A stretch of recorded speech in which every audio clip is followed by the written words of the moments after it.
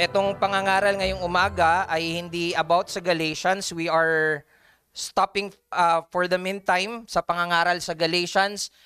We will be continuing doon sa topic ng giving. Actually, dapat month of January natin yung topic ng giving. Pero whenever giving is being discussed, medyo nag-aalangan din ako, no? Kasi dahil maraming prosperity gospel preachers na ang laging tema ay giving, no? Buong taon ang tema ay pagbibigay. But rest assured na dito, we do that based on what we have discussed lang din. At ngayon ay in-extend lang ng onte kasi may mga movement ng schedule sa January. So until ngayong February ay meron pa ring topic ng pagbibigay. Pero hindi namin buong taon dinidiscuss ang pagbibigay. So, maraming nangangaral na, parang investment scheme ang topic ng pagbibigay. Na kapag nagbigay ka, tiyak na pagpapalain ka at kung hindi ka pinagpapala, baka kulang ang ibinigay mo. Now, we know na napakarami ang nabiktima ng ganitong kaisipan pero kahit na maraming nagpapalaganap ng ganitong maling katuruan at tila mahirap pag-usapan ang topic ng pagbibigay, hindi tayo dapat manahimik sa usaping ito because the Bible is not silent on the topic of giving. Actually, mas dapat pang ituro kung ano ang tunay na pagbibigay na ayon sa Biblia, kung bakit ito mahalaga at kung bakit kailangang maituwid ang maling kaisipan patungkol dito. Ang 1 Chronicles 29 ay isang malinaw na halimbawa ng biblical na pagbibigay na hindi nakasentro sa sarili, kundi sa pagkilala at pagsamba sa Diyos bilang pinagmulan at pinakadakilang nagbibigay ng lahat. We've seen here na noon pa, there is already giving that is deliberate, willing, and joyful. Hindi lang sa 2 Corinthians ang pagbibigay ng deliberately, pagiging willing, kagaya ng pangangaral ni Brother Paul nung nakaraan, and even pagiging joyful. Ito ang pinakitang pangunguna ni Haring si David maging sa huling yugto ng kanyang paghahari. This chapter is actually on the last part na ng buhay ng si Haring David. No? Pinakita ni David na ang pagbibigay sa Diyos ay pinaghahandaan, kusang loob at napupuspos ng kagalakan. No, we can see that David gave the best of what he can give. Kung ano ang pangangailangan para maitayo ang templo, ito ang kanyang inihanda. Makikita natin yan. Verse 2, yung mga ginto, pilak, mga tanso, mga everything na binanggit doon ay may kinalaman sa plano na pagtatayo sa templo. Hindi lang ito basta ginto, but David ensures na this is the best quality of gold. Lahat ng materials na sinabi dito, ang ginawa ni David ay best quality. Kaya binanggit dyan yung ginto na mula sa Ophir. Bakit? Dahil yung ginto na yon ay purong klase ng ginto. Magandang klase ng ginto. What I just want to point out is that David do not just give. Ibinigay niya yung best quality of what he can give. On top of that, we will even see in verse 3 na bilang karagdagan sa lahat ng ibinigay niya, bilang isang hari, ay nagbigay din siya ng mga personal niyang pag-aari. Meron siyang pag-aari bilang hari at meron din siyang mga personal na pag-aari. At binigay niya yun. Pero bakit? No? Dahil sabi dun sa verse 3, dahil sa malasakit at pakialam niya sa gawain ng Diyos. No, pinakita dito ni David na ang tamang pagbibigay sa Diyos ay pagtatalaga o pag-aalay ng buong sarili sa Diyos. Hindi lang ito basta pagbibigay, ito ay pagtatalaga ng sarili sa Diyos. That's what we see in verse 5. Hindi lang ibinibigay ni David yung extra o sobra-sobra niyang kayamanan bilang hari, kundi sa kusang loob na pagbibigay ng kanyang personal na pag-aari, pinakita niya na totoong handa niyang ibigay ang lahat ng mayroon siya alang-alang sa Diyos.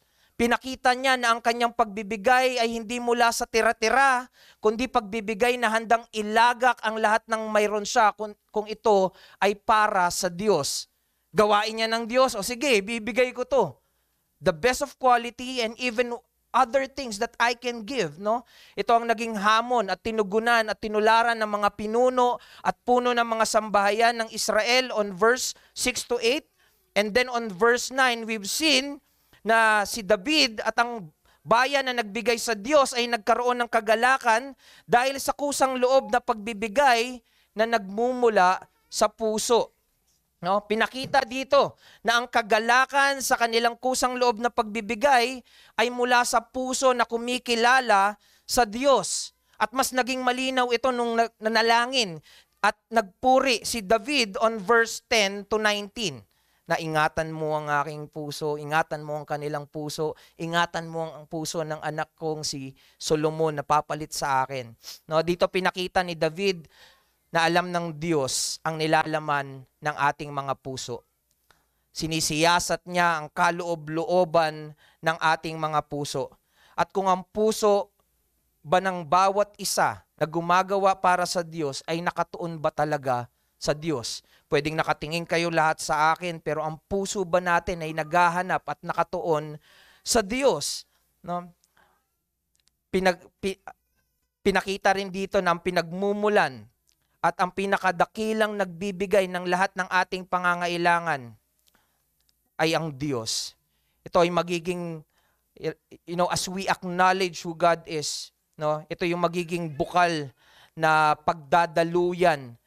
Ito yung, as our hearts acknowledge who God is, ito yung nagiging bukal na pagdadaluyan ng isang tunay na paggawa. At on our topic and on our, as we have seen in our text, sa ating pagbibigay. Kaya ito yung mensahe na gusto kong makita natin ngayon. True giving flows from a heart that recognizes and worships the source and greatest giver of all, that is none other than God. Ang tunay na pagbibigay ay nagmumula sa pusong kumikilala at sumasamba sa pinagmulan at pinakadakilang nagbibigay sa lahat, ang Diyos. Ang tunay na pagbibigay ay nagsisimula sa puso, hindi sa bulsa.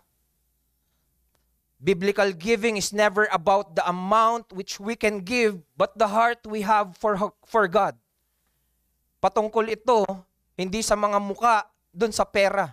Ito'y patungkol sa mukha ng puso natin sa harap ng Diyos. And so we need to have the right kind of heart in order for us to give truly and biblically. Kaya ito yung tanong natin, anong klase ng puso ang nagpo-produce o pinagmumulan ng isang tunay na pagbibigay? At ito yung dalawang punto na titignan natin ngayong umaga.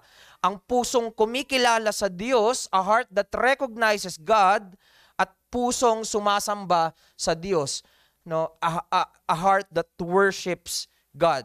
Tignan natin yung una, pusong kumikilala sa Diyos. Ang kilalanin ang Diyos ay ang maunawaan na lahat ay mula sa Diyos at para sa Diyos. Ito yung pinapatungkulan sa verse 14 nung sinabi niya, lahat ng bagay ay nagmumula sa iyo at ang sa iyo ang aming ibinibigay sa iyo. No? Kung meron tayong ibinibigay sa Diyos, ito ay pagbabalik lang sa Diyos dahil mula sa Kanya ang lahat at pag-aari niya ang lahat. E napakaganda ng pinapakita dito ni David na bagamat taglay niya ang pinakamataas na posisyon na maaaring makamtan ng tao, siya ay nananatili na kumikilala na siya ay pinagkatiwalaan lang at mas mababa sa Diyos.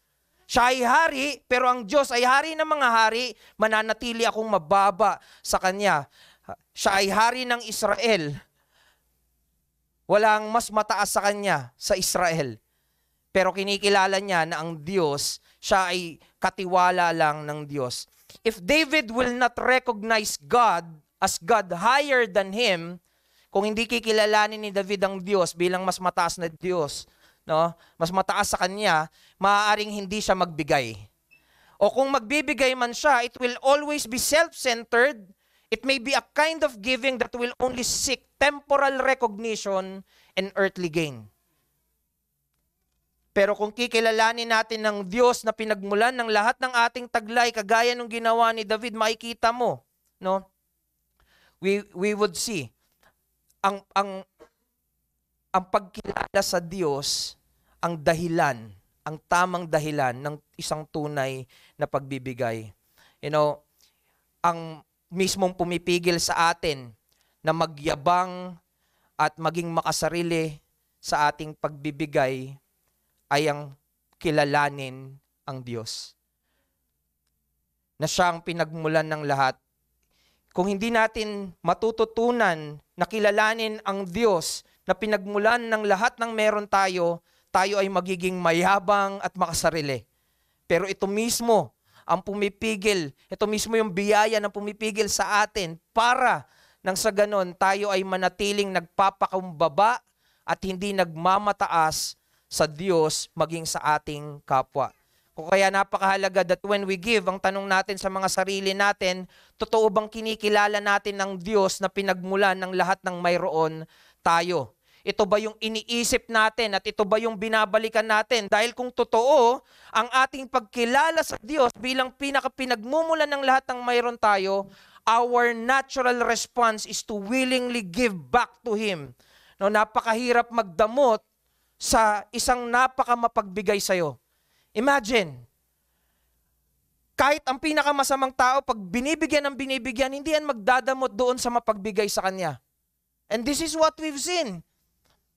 Kaso ang problema ng marami, hindi kinikilala ang Diyos na tagapagbigay ng lahat. Kaya pag usapin ng pagbibigay sa Diyos, hesitant na magbigay sa Diyos. No? And so we see, truly recognizing God as the ultimate provider leads to a heart that is willing to give. Ang tunay na pagkilala sa Diyos bilang pinakamataas na tagapagbigay, pinagmumulan ng lahat ay nagbubunga ng pusong handa at kusang loob na magbigay. No, walang totoong makapagbibigay ng tama para sa Diyos kung ang pagbibigay ay hindi magsisimula sa pagkilala kung sino ang Diyos. Sabi ni David in verse 1, ang gawain ay malaki. Bakit? Dahil ito ay gawain na hindi sa tao, kundi sa Diyos. At dahil mataas ang pagkilala ni David sa Diyos, makikita sa kanyang kahandaang pagbibigay ang pinakamainam na maaari niyang ibigay. Kaya siya nagbibigay ng best quality dahil itong Diyos ay mataas ang pagtingin niya. David knew that everything he had, his kingship, his wealth, and even the materials for the temple, all belongs to God. True giving is an expression that we recognize God's ownership and that we are mere stewards of His resources. Alam niyo, normally, sa usapin ng pagbibigay, ang tumatanggap ang nagpapasalamat. Pero in our passage, in verse 9, in verse 17, and verse 13, pinakita sila na nagbibigay sa Diyos ay ang naggalak at napuno ng pasasalamat. Bakit? Dahil kinikilala nila na wala silang maibibigay sa Diyos kung sila ay hindi muna unang tumanggap mula sa Diyos. That's what they recognize. Yung tamang pagkilala nila sa Diyos ang naging dahilan para maunawaan nila that they are just recipient first before they can give. This is something we need to imitate and cultivate in each and every one of us. Yung tamang pagkilala sa Diyos. Hindi siya magnanakaw, hindi siya madamot, siya'y mapagbigay na Diyos. Kung hindi natin ito kikilalanin, itong Diyos ng Biblia, kung mali ang pagkilala natin sa Diyos, we can easily fall to this wrong kind of thinking about giving.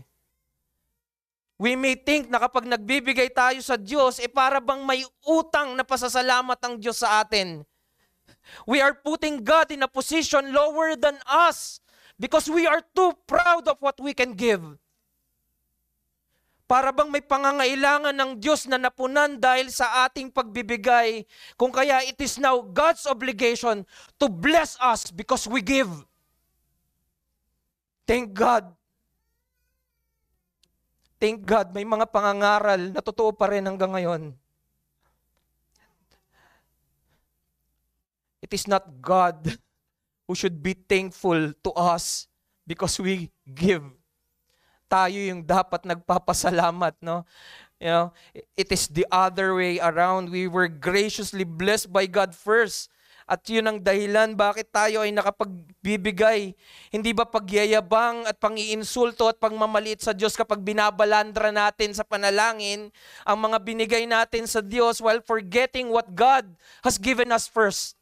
Sa mga panalangin yan ang madalas na naririnig natin, we are familiar with that kind of prayer. We even say to God, ginawa ko to para sa'yo. Ibinigay ko to para sa'yo. Nagsakripisyo ko para sa'yo. Pero bakit ganito ang nangyayari? Bakit hindi naririnig sa panalangin yung mga binigay ng Diyos sa'yo? Sinasanay ba natin yung mga sarili natin na balikan yung mga mapagbiyayang bagay na binibigay ng Diyos sa atin? Napakayaman ng pagbibigay ng Diyos sa bawat isa na naririto. Pero napakalakas ng loob natin na sisihin yung Diyos dahil lang sinanay natin ang mga sarili natin na kalimutan na tayo ay una munang tumatanggap kung kaya tayo ay nakapagbibigay. Tandaan, huwag kang maging mayabang anuman ang naibibigay mo sa Diyos.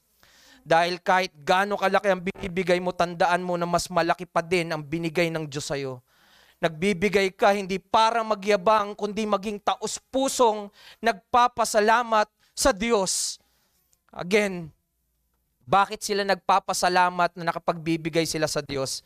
Dahil kinikilala nila na hindi sila makapagbibigay kung hindi muna sila unang tumanggap.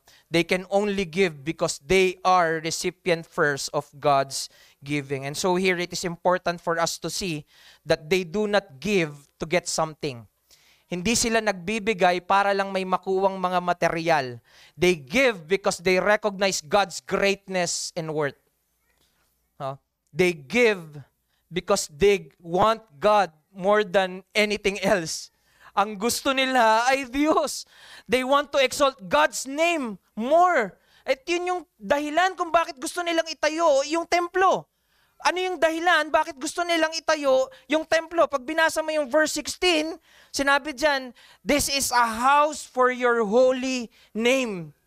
Kaya gusto nilang maitayo dahil sa pamamagitan ng templo, mas naitataas yung kabanalan ng pangalan ng Diyos. Nakikilala ang Diyos. At ito yung gusto nila. Nagbibigay sila, nagtutulong-tulong sila sa gawain ng Diyos dahil ang gusto nila ay mas maitaas pa ang Diyos. When we give, is that what we want? Kapag nagbibigay ba tayo, ang gusto ba natin ay ang maitaas ang Diyos, ang makilala ang Diyos?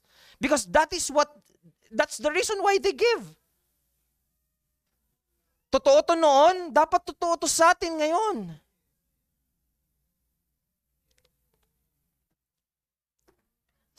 Kaya yung hamon sa atin, we should not give to get something from God. But we give because we acknowledge God and we want to know Him more. We give because we are thankful to who God is. Ang turo ng mundo ay give to get mindset. Yeah? But our passage is telling us, give from recognizing God mindset. This is the reason why David and the people can give freely and generously.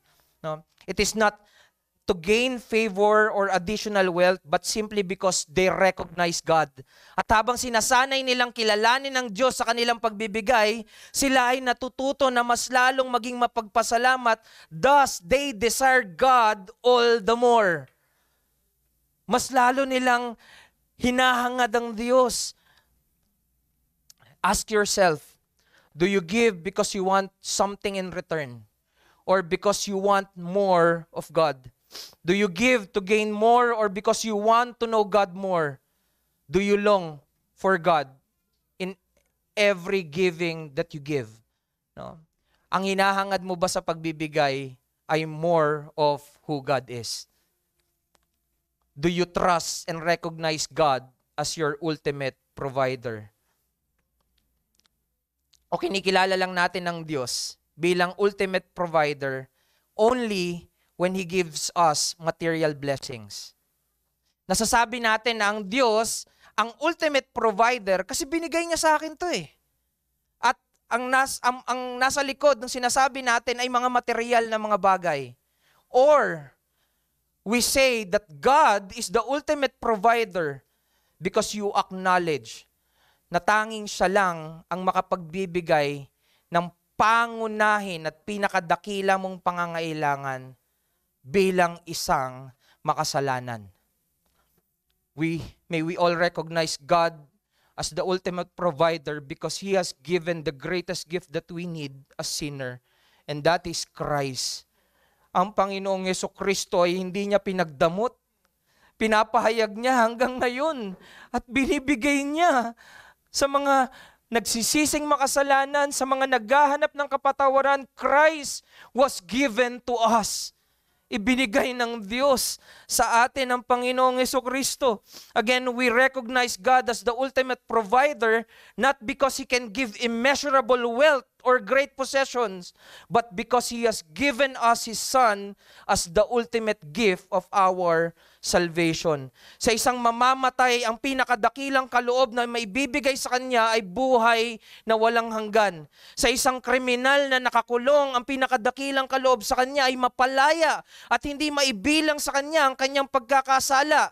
And as sinner, we are dying and worse than a criminal or a prisoner. We have no way out on our own. But greater than life and freedom was given to us. Christ was given for us. Binigay sa atin ng Diyos ang kanyang anak, hindi lang araw-araw, kundi sa pangwalang hanggan. Do you ever think about that? Kung gaano kadakila ang pagbibigay ng Diyos?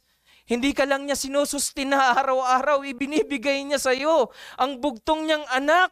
Hindi lang sa mundong ito, kundi sa bagong mundo, kung saan sa walang hanggan, makakasalamuhan natin ang ating Panginoong Jesucristo.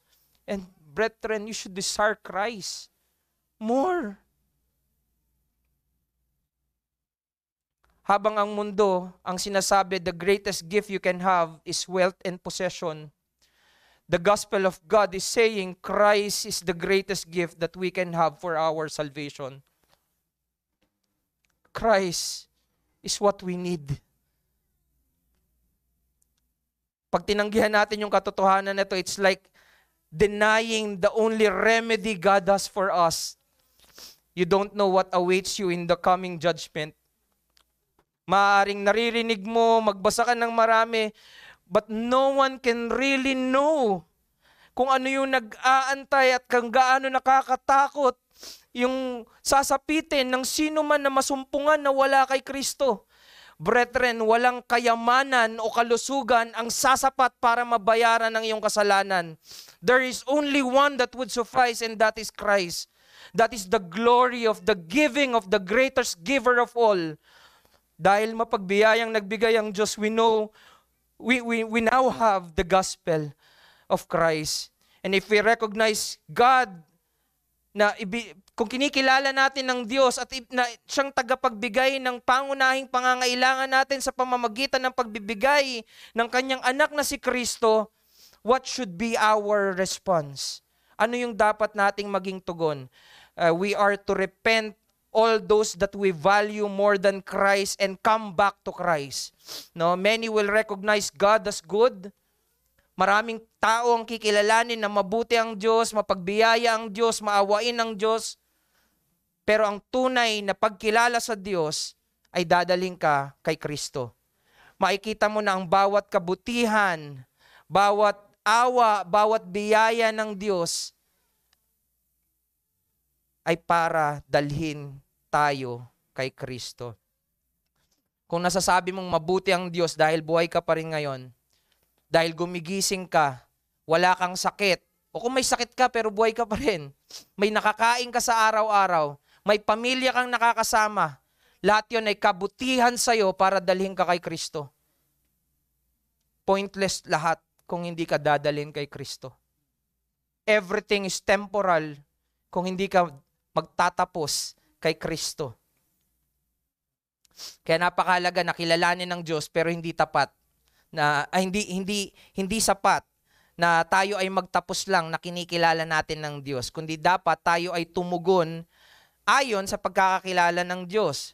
Actually, this is the very sin in Romans 1:21, 'di ba? Sabi doon, kahit kilala nila ang Diyos, hindi nila niluwalhati ang Diyos. Pinapakita nito na ang tamang tugon sa pagpapakilala ng Diyos ay walang iba kundi pagsamba.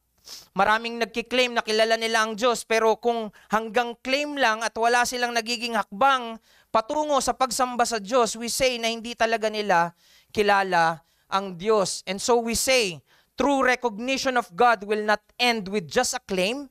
It will end with worshiping God as the primary aim. Kaya ito yung pangalawang punto, a heart that worships God. Kung babasahin natin uli yung 1 Chronicles 29, we can say na ang pagbibigay ay hindi lamang tungkulin kundi isang pagsamba. Pinapakita ito sa naging hamon ni David sa mga tao at mga leader ng bayan ng Israel on verse 5. Sa naging tugon ng mga leader na namumuno sa panawagan ng paglilingkod on verse 7. Maging sa kagalakan ng mga tao o ng bayan after seeing yung willing response ng kanilang mga leader. At yung mga leader na to, they wholeheartedly give to the Lord as we have seen in verse 9. At sama-sama nating nakita, no, yung sama-sama nilang pananalangin in verse 10 to 13. Well, pangunguna ni David, pero it is with the congregation. Kumbaga, ang expectation ay kaisa yung congregation. Kaya makikita rin natin dito na sa bandang dulo, kaya pinabasa ko yung 20 to 21 kay Deacon Arnel, dahil nung pagkatapos ng panalangin hanggang verse 19, hindi amen yung narinig sa congregation. Ang nakita sa congregation ay pagpupuri. No? Yung pagsang-ayon nila sa panalangin ni David at pagsasabi na kaisa kami doon sa pananalangin ni David ay hindi pagsasabi ng empty words of amen. Ang nakita natin ay pagbibigay. Ito yung pagsang-ayon sa pamamagitan ng paggawa. No? They give. No? In verse 5, balikan lang natin, pinakita dito, gusto kong ipakita kasi na yung pagbibigay nila ay hindi lang pagbibigay kundi pagsamba. So, as we go back on verse 5, pinakita dito na ang kanilang pagbibigay ay hindi lang limitado sa mga material nilang pagbibigay o kaloob, kundi yung pagbibigay nila ay masasabing pagtatalaga ng kanilang sarili. It is giving of themselves sa Diyos. No? In verse 7, yung word na service can be understood as both worship and work. Yung original word niyan ay pwedeng worship, pwedeng work. Pinapakita dito sa verse 7 yung layunin ng kanilang pagbibigay. Pag binasa mo yan, ano yung layunin ng pagbibigay? At makikita mo dyan na ang layunin ng pagbibigay ay walang iba kundi para sa paglilingkod sa Diyos. They do not give for political power or for personal gain. They gave for the purpose of God's work and God's worship. No? It is for the purpose of worshiping God. To show, kaya mahalaga siya kasi pinapakita dito na yung pagbibigay nila, it is an act of devotion for the purpose of worshiping God. Kaya nga nila gusto magtayo ng templo eh. Kapag nababanggit yung templo, usapin ng pagsamba yan. Hindi yan pagiging, mas mataas kami sa ibang mga bayan. Hindi. Patungkol yun sa pagsamba sa Diyos. And that is true biblical giving. No? That is true and biblical giving. Nagbibigay sila para mas marami pang sumamba sa Diyos. In verse 9, nung makita ng mga tao ang malalaking pagbibigay nung namumuno sa kanila, ito'y hindi nila pinanghinayangan. We've seen that in the New Testament, no? Hindi sila katulad ni Judas na nung may nagbigay sa Panginoon, nanghinayang. Uy, sayang, dapat binenta na lang natin yan. No, hindi ganito yung puso ng mga tao dito. Bagkus, sila ay napuno ng kagalakan. Nung nakita nila yung mga leader na nagbibigay, very generous tong mga leader na to na nagbibigay, nangunguna at very generous pa. Hindi sila nanghinayang, natuwa sila at naggalak sila. Nandun yung pakikipag-isa nila na merong handang magbigay sa Diyos. Ay, mapapansin natin na ang panghihinayang pala sa pagbibigay sa Diyos ay mula sa isang puso na ayaw sumamba sa Diyos. Kung nanghihinayang ka sa mga ibinibigay sa Diyos, pinapakita lang nito na yung puso mo ay ayaw sumamba sa Diyos. At ang isang tunay na mananamba ay makikitaan mo ng kagalakan sa tuwing merong nagbibigay sa Diyos at nakikisa siya dito. No, ang kagalakan nila ay tanda ng kanilang tunay na pagsamba. Iisipin mo ang pagsambang ginagawa na may totoong pag-ibig sa Diyos, ito ay magbubunga ng kasiyahan, hindi kabigatan. No, in verse 10 to 13, specifically in verse 11, napansin niyo ba yung verse 11 dyan? No? It is actually a doxological prayer of David. It's a doxological prayer. Ano sabi dyan? Iyo, O Panginoon, ng kadakilaan, kapangyarihan, kalwalatian, pagtatagumpay at karangalan. Sapagkat sa iyo ang lahat ng nasa langit at nasa lupa. Iyo ang kaharian, O Panginoon, at ikaw ay mataas na namumuno sa lahat. Mas nakikilala nila ang Diyos, mas nauunawaan nila na ang Diyos ay karapat-dapat ng kanilang lahat. The more they recognize God, the more they see that God is worthy of their affection, that God is worthy of all their resources, that God is worthy of their trust and dependence, and that God is worthy of their sacrifice. Everything, God is worthy. The more they recognize God, the more their hearts are able to see the shape of God's worthiness. Mas nakikita nila yung hugis ng pagiging karapat-dapat ng Diyos. Shape of God's worthiness is the literal meaning of the Old English word worship. Dito galing yung salitang worship, no? Pero ang ibig niyang sabihin ay worth, halaga, shape, hugis, no? Or to give shape to what is worthy. Ang bigyang hugis kung ano yung karapat-dapat. Yun yung ibig sabihin nun. So pagsambay, parang binibigyan mo ng hugis kung sino yung karapat-dapat. Sino ba yung karapat-dapat? Di ba walang iba kundi ang Diyos. Worship is acknowledging that God is worthy of our praise. At ito ang pinakita nila sa kanilang pagbibigay. Kaya yung aral na makikita natin dito, true giving is an act of worship. It demonstrates faith and devotion to God and His Lordship. Di ba? Ang pagsamba sa Diyos, we are to ask the question, ang pagsamba ba sa Diyos ay nakikita sa ating mga pagbibigay? Pinapanalangin ba natin ang ating mga puso na maging tapat sa pagsamba sa Diyos sa tuwing tayo ay nagbibigay? Dahil si David, pinanalangin niya yung puso ng mga tao. Ano? Pinapakita nito na dapat nating ipanalangin din yung mga puso natin. No, what David pray is for the people to remain devoted to God. Verse 18, ituon mo ang kanilang puso sa iyo. Ganyan ba yung panalangin natin kapag nagbibigay tayo? Na kapag nagbibigay ako sa iyo, O Diyos, ituon mo yung puso ko sa iyo. We should be doing the same. Na ang ating puso ay nakatuon sa Diyos. Pinapakita nito that true giving is a heart issue, not just an outward action. Kanina sa binasa ni Deacon Arnel, ang pagtutuli ay hindi panlabas o panlaman. Ganun din ang pagbibigay. Ito ay usapin ng puso, hindi panlabas.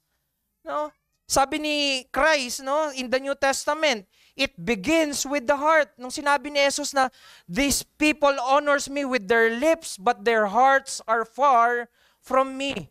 In application to giving, we can say that most of us honor God with our money or what we give, but our hearts may be far from God. Maging mapagbantay tayo. Ang tunay na pagbibigay ay gawa ng pagsamba. It should never be transactional but relational. Huwag nating gawin dahil nakasanayan lang.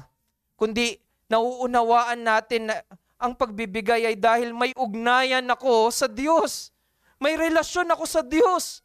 Sa panalangin, nagiging mapagbantay tayo na wag lang tayo basta manalangin. Sa pagbabasa, wag lang basta magbasa, wag lang nakasanayan lang. Pero sa pagbibigay, ganun din ba tayo? Binabantayan ba natin yung puso na hindi lang nakasanayan? Nagbigay nanay ko eh. Nagbigay sila eh. Nagbibigay sila eh. Kaya ako magbibigay kasi na-pressure ka nung iba na nagbibigay? Magbigay ka dahil nauunawaan mo na ikaw ay may ugnayan sa Diyos. True worship acknowledge God's greatness. Pero tumutugon din ito ng may pusong handang sumuko. That's what we see in verse 11 and verse 17. Sa verse 11, ina-acknowledge kung sino yung Diyos. Pero sa verse 17, pinapakita dito yung isang puso na handang sumuko sa Diyos. And so worship is not just about singing or praying or reading or listening. Those are important. But worship is also shown in our giving. Kaya nga sinasama natin sa elemento ng pagsamba, ang pagbibigay dahil ito ay pagsamba sa Diyos. Kaya ang hamon sa atin, give not out of obligation but in worship. Pero ang tanong, paano, no? How can we honor God through what we give? Paano ba natin pararangalan ang Diyos sa ating pagbibigay? Paano natin sasambahin ang Diyos sa ating mga bawat pagbibigay? Isipin mo kung ang pagsamba ay pinaghahandaan, ang pagbibigay ba natin ay pinaghahandaan natin tulad ng pagsamba? Kasi yun yung sinabi sa verse 2 di ba? Ako'y naghanda sa abot ng aking makakaya. Kung ang pagsamba ay nararapat gawin ng kusang loob at hindi napipilitan, ganun din ba ang ating pagbibigay? Kaya daming churches nagpaparinig Pero hindi natin kailangan magparinig. Kung totoo ang puso ng tao sa Diyos, kusang magbibigay yan dahil may pakialam siya, may malasakit siya sa gawain ng Diyos. Sa usapin ng pagsamba sa Diyos, may pakialam ako kaya magbibigay ako.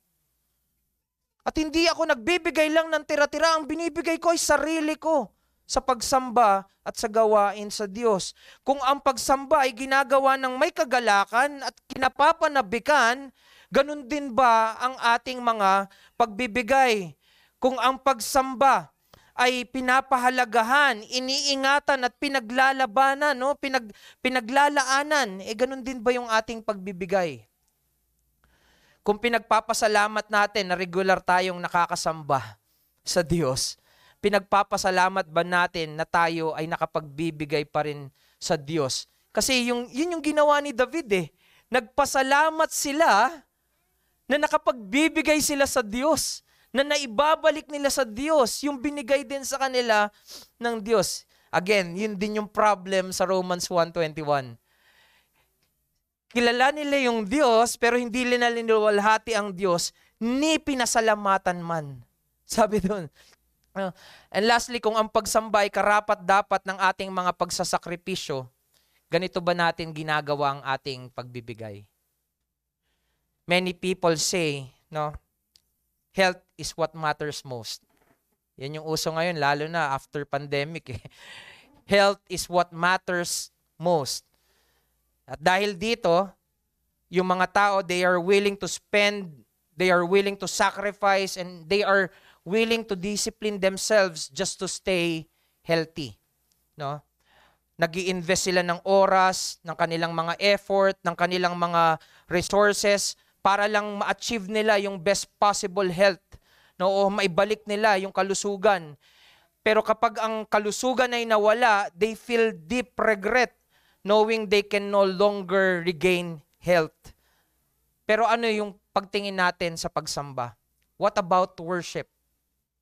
If people are willing to go great lengths for their physical well-being, di ba dapat tayo rin ay more willing to invest in our spiritual well-being, our worship of God? People discipline themselves for a healthy body. Shouldn't we also discipline ourselves for a heart that is truly devoted to God? Ang mga tao ay handang magsakripisyo ng oras, ng pera, every effort for just temporary health. Shouldn't we give even more for eternal worship? People feel great regret kapag hindi na nila maibalik yung kanilang kalusugan. But shouldn't we be even more concerned at panghinayangan lalo kapag tayo ay hindi makasamba sa Diyos? Hindi ba natin dapat panghinayangan? As Christian, manghinayang ka sa tuwing hindi ka makasamba. True worship is about giving our best to God. Ang totoong pagsamba ay pagbibigay ng pinakamainam natin sa Diyos. Hindi sa salita lang, kundi pagbibigay ng ating buhay sa Diyos. If people dedicate so much for their bodies, how much should we dedicate our lives para sa Diyos na siyang karapat dapat ng lahat ng meron tayo? If health is worth all the sacrifice, discipline, and effort, how much more is worshiping the one na siyang nagbigay sa atin ng buhay mismo? So, Antipolo Reformed Baptist Church, we should worship, and our worship should define our giving. Ang ating pagsamba, ang humuhubog dapat sa ating pagbibigay. Nagbibigay tayo dahil sumasamba tayo sa Diyos. Tulad nung balo dun sa pinangaral ni Brother PJ, isa sa mga takeaways ko ay, alam mo, pag nagbigay ka, maaaring kutyain ng mundo yung liit ng halaga na binibigay mo. Pero kung ito ay mula sa isang tapat na puso na sumasamba sa Diyos, ito ay hindi iinsultuhin ng Diyos, kundi may pagpaparangal pa nga itong tinatanggap ng Diyos. That's why Christ recognized yung sa balo. Sabi din dun sa pangangaral ni Paul kay Apostle Paul, sa 2 Corinthians 8, pagkatapos talakayin yung pagbibigay, ano yung sinabi niya sa verse 7? If you still remember, sabi dun, grow in this grace also. Sumagana ka rin sa biyaya ng pagbibigay. Pero yun ba yung hinahangad natin? Ano yung biyaya ng Diyos na ginagamit niya para hubugin yung puso natin na ibigay natin yung sarili natin sa iba? Hindi ba yung pagbibigay? Di ba ginagamit ng Diyos na biyaya yan para hubugin yung mga puso natin na ayaw talagang magbigay? Ayaw bumitaw sa mundo? Ano yung utos ng Diyos? Pagbibigay. Let us all remember the gospel. True worship is not just about giving our resources. Wag mong iisipin na ang kaligtasan ay nakasalalay sa laki ng pagbibigay mo. Hindi pagbibigay natin ang nagliligtas, kundi ang pagbibigay ng Diyos. So we give our hearts to God who gave the greatest gift sinners could ever receive. Alam mo, sa lahat ng naririto, ibigay mo muna yung sarili mo sa Diyos. Else, no matter what or no matter how much you give, it is pointless. Dahil ang totoong pagsamba ay nagsisimula sa pagsuko ng ating mga buhay sa Kanya, sa Diyos na siyang pinagmumulan o siyang pinakadakilang nagbigay sa atin ng mga makasalanan. Let me end this sermon by remembering yung sunog last January. Last week ng January, nasunog ang church ng Sovereign Grace Baptist Church, Davao. Ngunit sa halip na manghinayang at mapigilan sa pagsamba, sila na nawalan, ubos yung mga gamit, pati yung lugar kung saan sila nagtitipon ay nasira, pero hindi nawala yung pagsamba. Actually, what amazed me is that the pastor in this church gave me a book. Di ko pa natatanggap, pero binigyan niya ako ng libro at nalaman ko na nagbigay siya ng maraming libro sa iba pa. Sila yung nawalan, sila pa yung nagbigay. Pinapakita lang nito, nung pangangaral ngayon, maging nung mga iglesia na namumuhay sa katotohanan, na hindi nasusukat yung pagbibigay sa kung ano yung mayroon tayo. Sa isang puso na meron para sa Diyos. Puso na kumikilala at pusong sumasamba sa Diyos.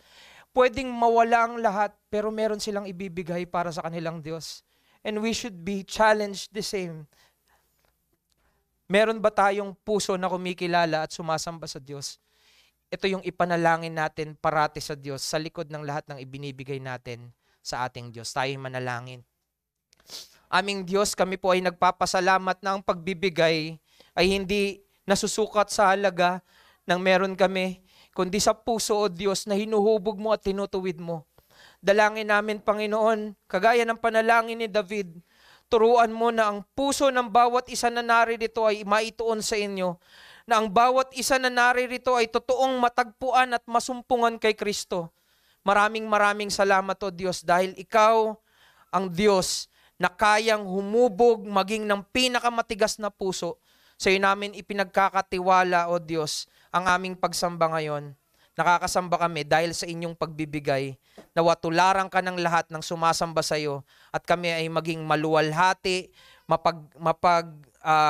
mapaghanda, willing, and even joyful in our giving. Bless our hearts, O Lord, for your glory.